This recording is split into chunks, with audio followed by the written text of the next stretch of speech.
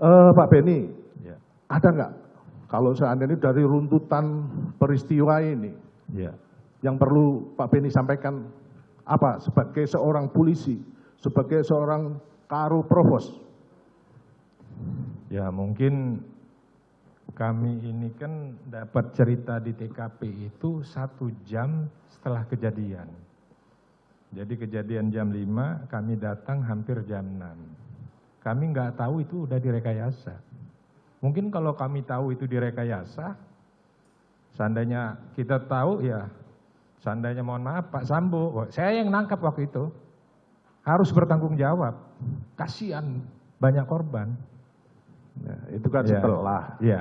setelah ada Setelah pengakuan kita tahu. Tapi kalau saat dari awal kita udah tahu, ya kan kasihan. Jadi Yang saya sampaikan tadi, Pak Beni sendiri yang menangkap itu. iya, karena ini demi institusi. Ya, karena tugas Pak Beni ya. Ya, demi institusi. Oke. Ya.